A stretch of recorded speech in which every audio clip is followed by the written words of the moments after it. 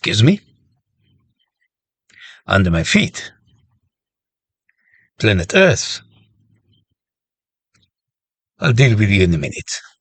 26 April 2026, green and mostly pleasant, or Turkish for Klaus. As you can see, planet Earth is not feeling too well, are you? Listen, you're talking to the galactic village, idiot. If you have a problem, talk to the global village.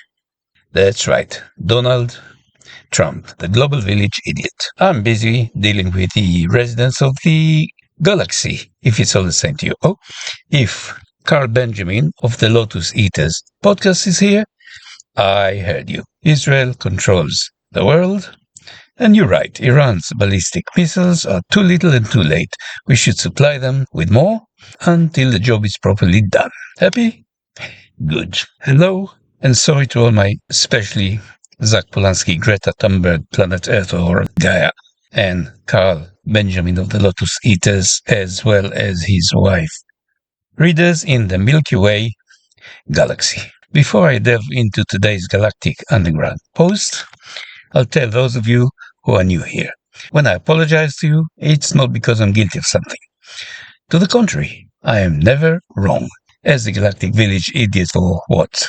Almost 2 years now, none of the galaxy's trillions of trillions, give or take a few residents, has ever complained yet. If that's not a vote of confidence, I don't know what a vote of confidence is. I apologize to you all simply because it makes me feel good. An apology, ask any doctor, makes you feel pure and happy. You can exterminate 6 million rats, or Jews for that matter, but if you apologize afterwards, I'll come back to that later. Just so we're on the same page, a good apology is, my faithful readers know, almost as good as unblocking a sink, but not quite. If an apology doesn't make you happy, put a green activist in your sink and give him or it a good wash. Your sink will be so blocked that unblocking it will give you the biggest sense of satisfaction you have ever experienced. But I digress. Today, dear readers, I will revisit the issue of global warming, which we, me, Greta Thunberg, and General Aaron Khalifa, to name a few, have neglected lately. As the subject is so vast, let's skip the base. If you wish to de-wash your brain, feel free to revisit some older posts.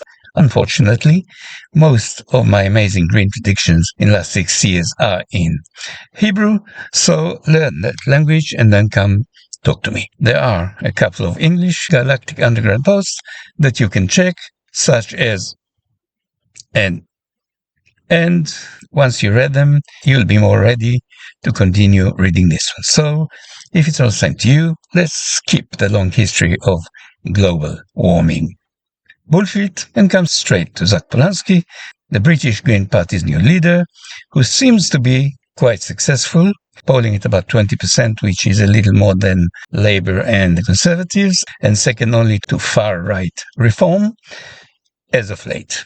And so I decided to give him now of my precious. Running Galaxy is, as you can see, quite challenging time. And to see how he is going to cool the world, besides stopping the Gaza genocide. Well, he didn't talk about global boiling, so I suppose my skepticism, we at the Galactic Village Idiot Organization follow the evidence wherever it leads. He did talk about his concern about Iran's vulnerability because it doesn't have a nuclear bomb, but the clue is in the name. I expected him to address green concerns, and at least where I searched, he didn't. Shame. I thought global boiling was the most important issue, which should explain why 20% of voters consider leaving mainstream parties and voting green, right? Yeah, I know some of you believe 97% of the scientists still hold the view that the world is going to boil 2 years ago, but for some reason, the BBC has stopped running segments like this, and shifted its loyal viewer base to reports like this. Have you noticed the amazing correlation between supporters of climate action and supporters of Hamas, the IRGC, Black Lives Matter, the right of Pakistani men to befriend 10-year-old drunk girls, and the right for Algerian men to beat the shit out of Italian women at Olympic boxing? I suppose we haven't. But let's skip all these amazing goals and talk about the climate. Well, for many thousands of years, the human race looked outside the cave and adapted to the weather or climate he or she encountered.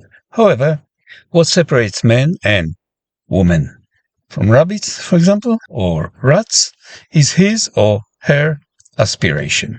Men and women not only adapt to the world around her, but aspires to change it. It's not easy to change the world, or, as my readers know, run a galaxy, but you never know unless you give it a try, right? I know there was something we can agree on.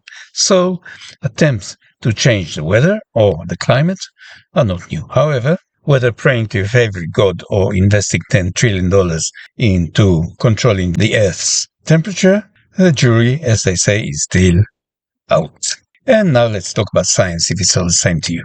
To those of you who missed that particular lesson, science is driven by something called the scientific method. If you apply that method, you need to be skeptic, to follow the evidence wherever it points, and to avoid proclamations such as the science is settled. If you apply those simple rules, you have a chance of getting a bit nearer to the truth, to which you never get. You may have heard of one of my best axioms.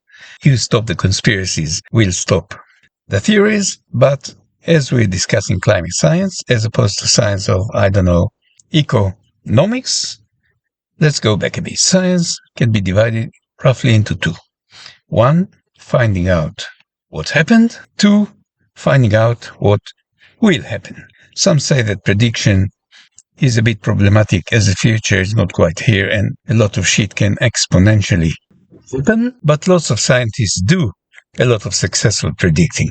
The weather in 3 days, for example, the position of a ballistic missile on its way to visit you, or where the moon is going to be in a million years, can be predicted to about 99.9% accuracy, although the last one is a bit hard to verify, but some stuff is just too complex. In the words of Donald Rumsfeld, predicting stuff is a bit difficult, not only because of the known knowns, but especially because of the unknown. Most turkeys tend to be optimistic on most November's unknowns. Oh, speaking of visionary turkeys, maybe it's time to address Carl Benjamin's concerns.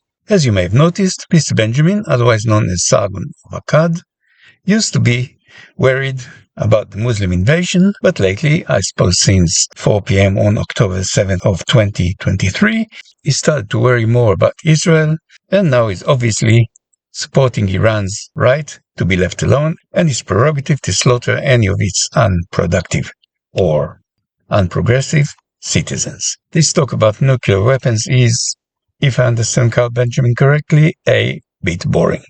Netanyahu keeps repeating this lie for, 30 years, and yes, I know, it's a bit like waiting for a London bus. You wait for 30 years and then, well, on evidence, London buses are mostly peaceful and should be trusted. I suppose Mr. Benjamin has his opinions and he should be free to express them. He's not the only disappointed Trump supporter who thinks Zionism is out of, see minute 6:30 in the above video, of control, and that Israel has taken the US hostage. He also thinks that Trump has lost Europe, but if you want my opinion, well, Europe has lost the US or America. When your ally calls and you hide under the bed, your friendship is no longer wanted. Thank you for your attention to this matter. And good luck with becoming the second Islamic nuclear power. It's probably only me, but saying that Iran hasn't developed a nuclear weapon for 47 years is a bit like a turkey in November analyzing the human management's intentions. Fellow turkeys, humans are on our side and we should trust them. Merry Christmas. But enjoy another ex-MAGA who is really a supporter of Saddam Hussein and Ayatollah Khamenei. Digress. Sorry your favorite dictators are no longer with us. I wanted to talk about the climate and somehow ended up talking about turkeys. Sorry. Wait a minute. It's my phone, yes? No, it's not the police. Consider yourself lucky. It's your galactic village idiot here. Yes, the very one. No problem is too small. Sorry. Yes, Mrs. Benjamin. Sorry, the galaxy is big, and if you don't shout or indeed scream, nobody obeys you. So, I understand. I'll try to lower my voice. You don't want Mr. Benjamin to hear our conversation. So, Mr. Benjamin is beating the daylight out of... No, I emphasize with you. In fact, I feel your pain twice as much as you do. But we at the Galactic Village Idiot, just like the police, do not interfere in the domestic affairs of... Well, what did you think would happen after what you did with the plumber and the sink? Of course I believe you, like I believe most women. But Mr. Benjamin is an old friend, indeed a special ally, and happy to be of service. I take it I can count on your vote? I love it. Now, where was I? Yes. I was just trying to, before I was rudely interrupted by that pathetic excuse of a woman, understand the amazing success of Zach Polanski and the Green Party. Not to gossip with every woman whose husband treats her a bit roughly. Be thankful you're not sheep. Glad to be of assistance. Just to make sure you're listening, let me reiterate this. Predicting what the climate will be in 30 years is exactly like praying for rain. Thing is, what climate scientists claim is that our last prediction went a bit wrong because the model was a bit incomplete. Next time, our predictions will be perfect. Trust us. There is a video in which 32 climate predictions somehow turn out to be a bit off target, so feel free to disprove them or find me one prediction that actually came true. But now let's concentrate on a short history of computer modeling. What you, dear reader, can see is the wonder of computer technology as it was in 1973. Since you have more than 1 million times computer power in your phone than the biggest computer in Australia 50 years ago, you may forgive Jay Forrester of MIT for missing a prediction or two. But to his defense, he didn't try to predict the climate, but population and pollution, which we can do something about. The Club of Rome took those predictions seriously, and instead of 2 billion humans, we have around 9. Some people like Zach Polanski, Greta Thunberg, and Yuval Noah Harari are probably a bit disappointed, but as I said before, if you think there are too many humans in the world, all I can say is, after you. I think the Club of Rome has morphed into Klaus, you will own nothing and be happy, Schwab's Global Economic Forum, but please correct me if I missed a step or two. So, dear planet, or Gaia, if I may nickname you thus, sorry. Those extra 7 billion people are my fault. Now, to help solve the problem, I will vote for Zach Polanski, and together we'll address the problem, but for now, let's talk about global freezing. Not long after the Club of Rome's prediction, the world climatologists found out to their horror that we are heading fast into a new ice age. And not only did they predict an ice age, they also sent a letter to President Nixon, a little bit like the letter Einstein and some other scientists sent to President Roosevelt concerning nuclear weapons, that we should do something about it. Luckily, before we sunk $1 trillion into boiling the earth, the model started predicting global warming. Now, if a scientist tells you something concerning the future, that a new vaccine is safe and has no long-term side effects, or that hockey stick is climbing, and the hockey stick, in case you missed it, is the warming measured by science described in the runaway temperature rise, which makes the world hotter than any time in the last million years. It's actually a hoax, by the way. The temperature 1,000 years ago was much higher than today, but if you want to understand the hockey stick prediction, which is based on a systematic falsifying of data, please check out the Carpenter Galactic Underground post, in which a carpenter from Mars meets with Greta Thunberg, and she gives them a contract to build a lifetime bed for every human on Earth. Everyone goes through at least 5 beds through their lifetime, so it makes sense, right? Listening to Greta Thunberg is a very good idea, although some think that somebody should send her parents a bill for $30 trillion. So, of course, saving on beds makes sense. But what size should those beds be? Well, a human lives around 24 years on average, and yes, humans grow. Since we don't have too much time, and since the problem needs to be solved now or is too late, a model is by definition never complete, the carpenter asked Greta how tall a newborn human is, and then how tall a 1-year-old is, and since time and research money are short, calculates that a 24 centimeter baby doubles in size 24 years in a row and starts building 8 billion beds. It's a long number. Correct me if I'm wrong. This model makes better predictions than the climate models, of which the next one is probably going to be a bit like communism when you think about it. Perfectly accurate. Which brings us back to Zach Polanski. As you may recall, he expressed deep sorrow that the Iranian regime hasn't managed to acquire a nuclear weapon. If they did, Israel would have to behave itself, and so there would be no more wars in the world. If, I'm sure Carl Benjamin agrees, Ayatollah Khamenei, peace be upon him, had a nuclear bomb, the word war would disappear from all dictionaries.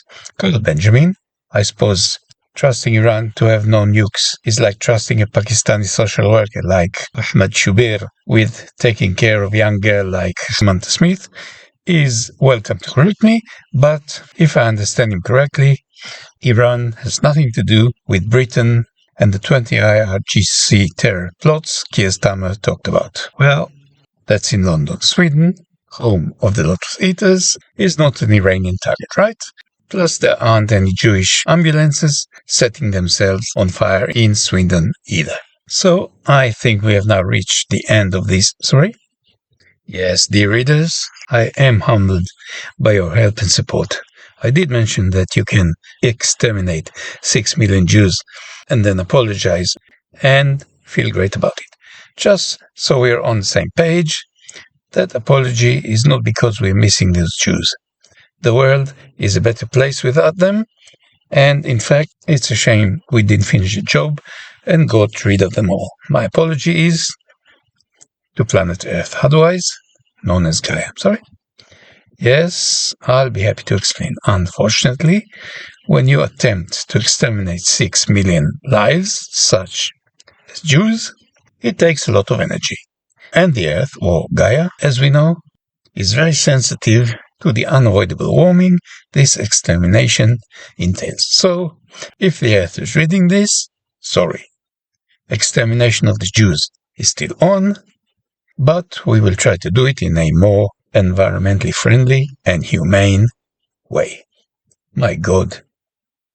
This apology is bloody good. I feel so good that I don't have to do any plumbing. Yes, as is the tradition in the Galactic Village Idiots community, the time has come to run this GUP through the lens of the plumber under the sink. There are many methods to understand the universe in Swindon, such as radio astronomy and TV astrology, but there's nothing like the husband who comes home too early and finds his wife with a plumber under the sink. Sargon Lakad, otherwise known as Carl the Lotus Eater Benjamin, comes home in the middle of the day, and to his utter astonishment, his wife is not under the sink. Sargon, who are you? Zach Polanski, the Jewish gay plumber. Sargon, where's my wife? Usually when I come home early, she's under the sink with Polanski. Unlike former plumbers, we, the green plumbers, can do our job without the customer's wife interfering and bossing us around. Sargon. So, is the sink unblocked yet? Looks like the water is running out of control. And Zach, hold your horses, Tiger. Unblocking the sink is a grave mistake. Sargon, I thought that was your job description. Can you turn the tap off? Zach, you don't understand. The point of the sink is to hold the water, and I welded the tap open in order to... Sargon, oh, that makes a lot of sense. You, the green plumber, are a genius. What vision! we can use the running water in my sink to power Swindon. I can't believe I supported UKIP reform and all those far-right lunatics. From now on, the Lotus Eaters are going green. Yes, Mrs. Benjamin was unavailable for comment.